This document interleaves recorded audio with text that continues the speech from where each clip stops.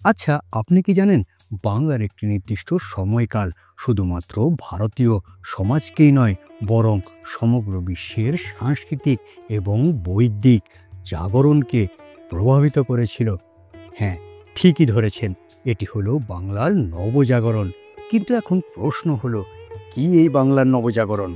বাংলার নবজাগরণ, যা অষ্টাদশ শতকের শেষের দিক থেকে বিংশ শতকের শুরুর দিক পর্যন্ত বিস্তৃত ছিল, এটি ছিল বাংলা অঞ্চলের একটি গুরুত্বপূর্ণ সাংস্কৃতিক, সামাজিক এবং বৈদিক জাগরণের যুগ। এটি ঐতিহ্যবাহী ভারতীয় চিন্তাভাবনার সঙ্গে পাশ্চাত্যের চিন্তাধারার এক মিশ্রণ ঘটিয়ে সাহিত্য, শিক্ষায়, বিজ্ঞান এবং সমাজে এক গভীর পরিবর্তন নিয়ে এসেছে।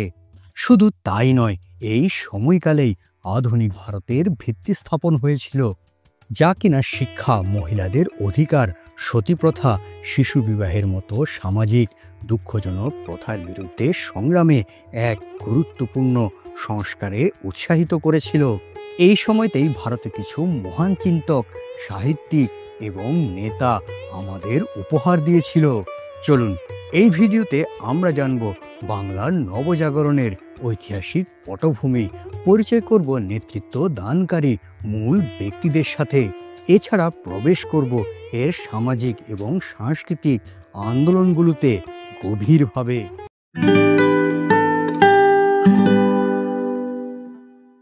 1757 পলাশির যুদ্ধ। ইস্ট ইন্ডিয়া কোম্পানি যখন বাংলার নবাব সিরাজউদ্দৌলাকে এই যুদ্ধে পরাজিত করে, তখন থেকে বাংলায় ব্রিটিশ শাসনের সূচনা হয়।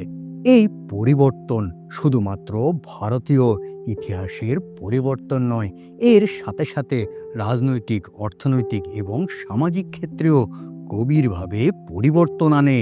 ব্রিটিশরা বাংলা সম্পদ লুট করেছে, যার ফলে দেখা দেয় এক ভয়াবহ দুর্ভিক্ষ এবং সামাজিক বিশৃঙ্খলা। তবে তাদের উপস্থিতি পরিচয় করায় এক নতুন চিন্তা এবং ব্যবস্থার, যা পরবর্তীতে বৈদিক এবং সাংস্কৃতিক জাগরণে আগুন প্রজ্বলিত করে। 19 শতকের শুরুর দিকে লর্ড ম্যাকলেনের মতো ব্রিটিশ প্রশাসকরা পাশ্চাত্য শিক্ষার পক্ষে প্রচারণা চালায়। 1817 সালে প্রতিষ্ঠিত হয় হিন্দু কলেজের মতো প্রতিষ্ঠান, যা ভারতীয় তরুণদের পরিচয় করায় ইউরোপীয় সাহিত্য, দর্শন এবং বিজ্ঞানের সাথে। এরই সাথে বাঙালিরা প্রথমবারের মতো স্বাধীনতা, যুক্তিবাদ এবং প্রগতির চিন্তাধারার সাথে পরিচিত হয়। অন্যদিকে পাশ্চাত্য শিক্ষা আধুনিক বিজ্ঞান এবং যুক্তিবাদকে নিয়ে আসলেও বাংলার চিন্তাবিদরা তাদের নিজস্ব সমৃদ্ধ ঐতিহ্যকে গভীরভাবে অন্বেষণ করেছিল। আর এই মিশ্রণই একটি অনন্য সংস্কৃতির পুনর্জাগরণের জন্ম দেয়, যেখানে প্রাচীন ভারতীয় মূল্যবোধ আধুনিক পাশ্চাত্য আদর্শের সাথে মিলিত হয়। আর এটাই ভারতীয় ইতিহাসে একটি রূপান্তরমূলক যুগ তৈরি করে। বাংলার নবজাগরণ শুধুমাত্র একটি আন্দোলন নয়, এটি অসাধারণ ব্যক্তিত্বদের দ্বারা প্রাণ পেয়েছিল, যাদের কার্যক্রম এবং চিন্তাধারা ইতিহাসকে নতুন করে গড়ে তুলেছিল। আর এই দূরদর্শীরা রাজা রামমোহন রায় থেকে রবীন্দ্রনাথ ঠাকুর পর্যন্ত, যারা কিনা বাংলা এবং তার বাইরেও সমাজ, সংস্কৃতি এবং শিক্ষাকে নতুন করে সংজ্ঞায়িত করেছিল।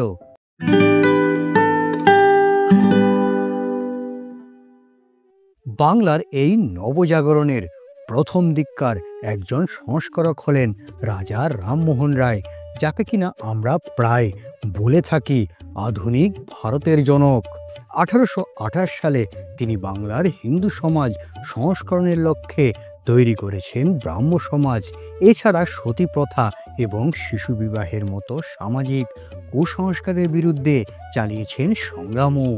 তিনি একদিকে যেমন ছিলেন নারীর অধিকার এবং শিক্ষার ক্ষেত্রে জোরালো সমর্থক, তেমনি অন্যদিকে ছিলেন পশ্চিমা শিক্ষা এবং সংবাদপত্রের স্বাধীনতার পক্ষে। অন্যদিকে সামাজিক এবং শিক্ষা ক্ষেত্রে সংস্করণের জন্য নিরলসভাবে কাজ করে গেছেন দয়ার সাগর বা করুণার সমুদ্র নামে পরিচিত ঈশ্বরচন্দ্র বিদ্যাসাগর। তিনি প্রথম বিধবা বিবাহের পক্ষে প্রচার চালান, যার ফলস্বরূপ 1856 সালে বিধবা পুনর্বিবাহের আইন প্রণীত হয়।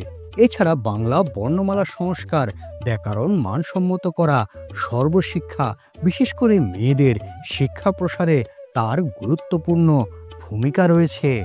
আধুনিক কবিতা এবং নাটকের মাধ্যমে বাংলা সাহিত্যে বিপ্লব এনেছেন মাইকেল মধুসূদন দত্ত।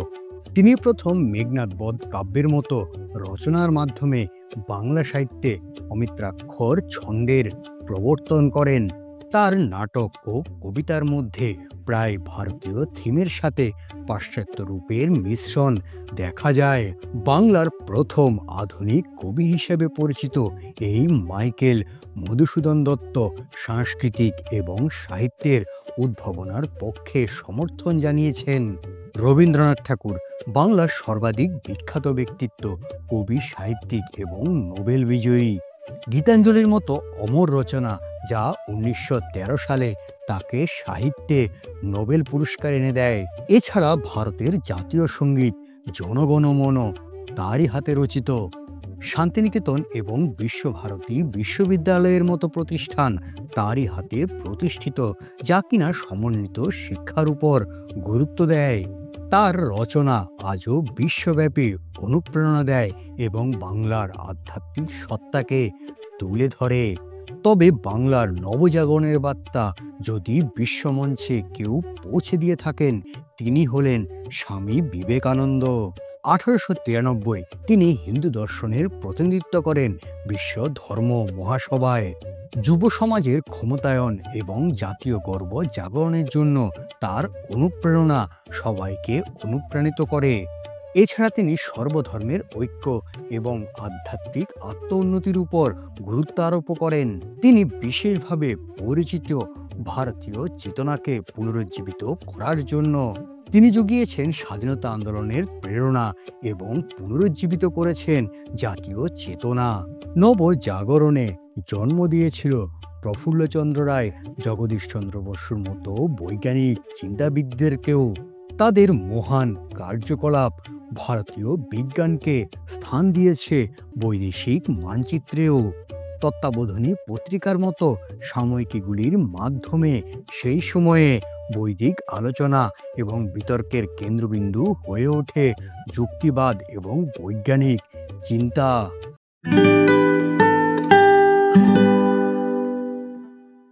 এই সামাজিক এবং সাংস্কৃতিক আন্দোলনগুলো শুধুমাত্র সংস্কার নয়, বরং বাংলার পরিচয়ের নবজাগরণ ছিল, যা কিনা ভিত্তি স্থাপন করে এক প্রগতিশীল এবং আধুনিক সমাজের।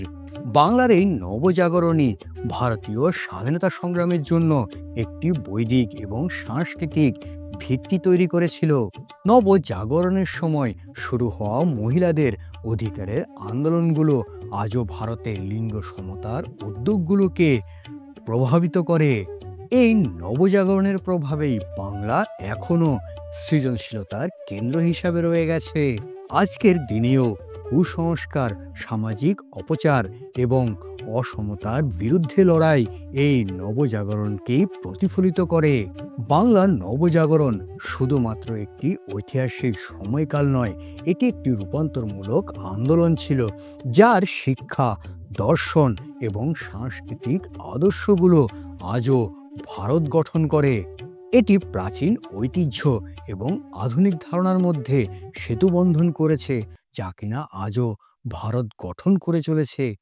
এই হলো বাংলার নবজাগরণ নিয়ে অল্প কিছু কথা। এই ভিডিওটি আপনাদের কেমন লেগেছে তা নিচে অবশ্যই কমেন্ট করে জানাবেন এবং সাবস্ক্রাইব করবেন আমার চ্যানেলটিকে।